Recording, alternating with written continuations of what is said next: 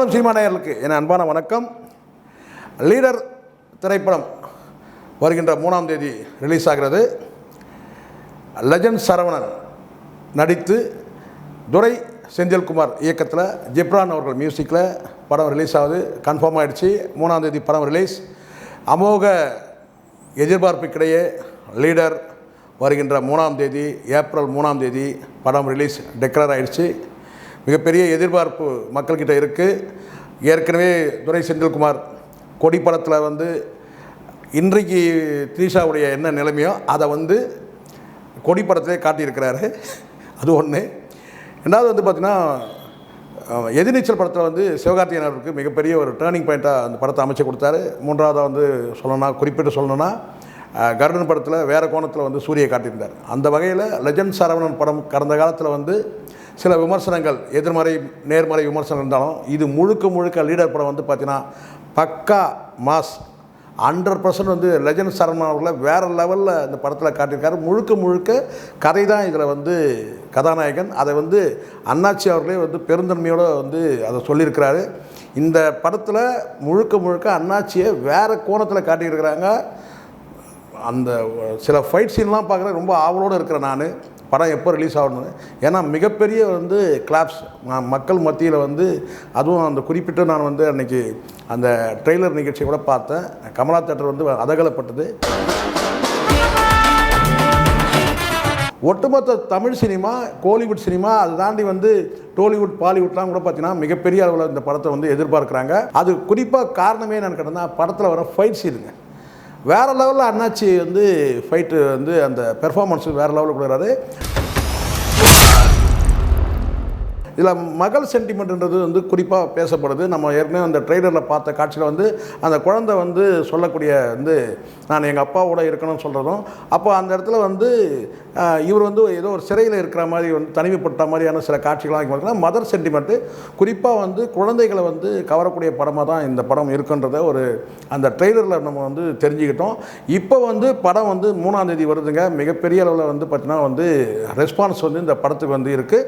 முதல்ல அந்த படம் ரிலீஸ் ஆகிறதுல பெரிய 3ஆம் தேதி சொன்னாங்க. அதுக்கப்புறம் தள்ளி போகுது சொன்னாங்க. அது காரணம் எல்லைக்கு என்ற படம் இடையில ரிலீஸ் ஆகிறதா இப்போ அந்த படமும் தள்ளி போனதுனால இப்போ இந்த படம் 3ஆம் தேதி கன்ஃபார்ம் ஆகிடுச்சு. எல்லா தியேட்டர்லேயும் பார்த்திங்கன்னா அதகலப்படுது. தமிழ்நாடு முழுவதும் வேறு லெவலில் அண்ணாச்சி பெர்ஃபார்மன்ஸ் காட்ட போகிறாரு. மிகப்பெரிய எதிர்பார்ப்பு அண்ணாச்சிக்கு இந்த படத்தின் மூலமாக மிகப்பெரிய ஒரு ஃபேன் பேஸ் உருவாகிறதுக்கான அந்த வாய்ப்பு இருக்கின்றது. கோலிவுட் வட்டாரத்தில் முழுவதும் இந்த பேச்சு தான். அண்ணாச்சியுடைய பேச்சு பார்த்திங்கன்னா வேறு லெவலில். அண்ணாச்சி இந்த டாப் 10 லிஸ்ட்டில் இருந்தார், ஹீரோக்கள் லிஸ்ட்டில் இருந்தார் கோலிவுட்டில்.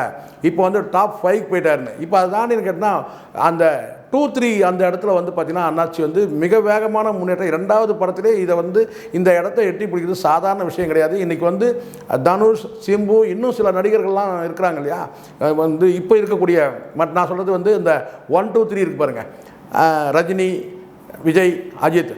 இப்போ அந்த இடத்துல அண்ணாச்சி போய் ரீச் ஆகிட்டார். இந்த டாப் 5க்குள்ளே போயிட்டாருன்றது தான் பெரிய சாதாரண விஷயம் கிடையாது. 2வது படத்திலே போகிறது.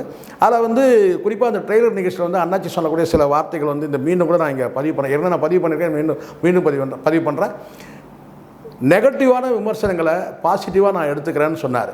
அதை தாண்டி இன்னொரு வார்த்தை சொன்னார். அதுதான் ரொம்ப ஒரு உருக்கமான அந்த பதிவை நான் மீண்டும் பதிவு பண்ணுறேன். தன் தாயார்கிட்ட 2 போட்டோக்களை காட்டி, இந்த 2 போட்டோவில் பார்த்திங்கன்னா நான் வந்துடுவேன், ஒன்று அமீர் கான், ஒன்று ஷாருக் கான். அப்போ அண்ணாச்சியோட கனவு வேறு லெவல் கனவுன்றதை நான் ஏற்கனவே பதிவு பண்ணேன். நான் மீண்டும் கூட அதை நான் பதிவு பண்ணுறேன். அதுக்கு காரணம் ஒன்றே கேட்டால் அண்ணாச்சியோட தன்னம்பிக்கை, வேறு லெவல் தன்னம்பிக்கை. இன்றைக்கி பார்த்திங்கன்னா சாக்லேட் பாயாக நடிக்கிறதுக்கோ அல்லது பார்த்திங்கன்னா அண்ணாச்சி இந்த படத்தில் ஒரு குழந்தைக்கு பார்த்திங்கன்னா ஒரு 10 வயது குழந்தைக்கு பார்த்திங்கன்னா அப்பான்ற அந்த இடத்துல தான் நம்ம பார்க்குறோம்.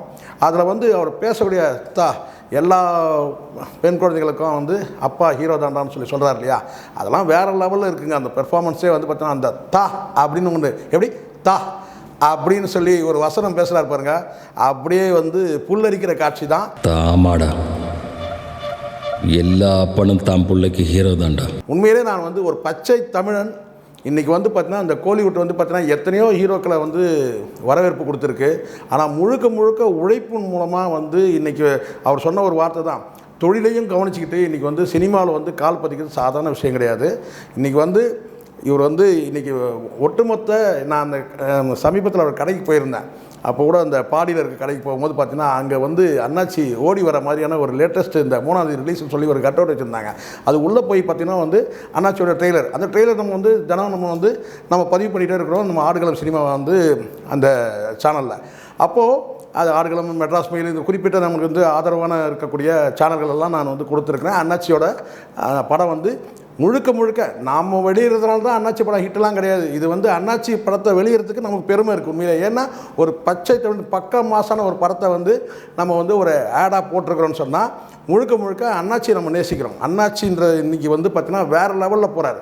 இன்றைக்கி வந்து ஒரு 2வது இடம் 3வது இடத்துல வந்து அண்ணாச்சி ரீச் ஆகிறாருன்னா அது பெருமை வந்து தமிழ்நாட்டுக்கு பெருமை, தமிழன் அத்தனை பேருக்கும் பெருமை. இதை ஏதோ நான் சினிமாவில் வந்து நான் பிரித்து பேசுகிறேன்னு நீங்கள் நினைக்காதீங்க. இது காலமாக இருக்கக்கூடிய ஒரு இயக்கம் தான். நாம் வந்து இன்றைக்கி சினிமாவை வந்து வேறு கோணத்தில் நம்ம பார்க்குறோம் தான். உலகளாவிய சினிமா இன்றைக்கி வந்து பறந்து விரிஞ்சிக்கு இன்றைக்கி வேறு லெவலில் இருக்குது.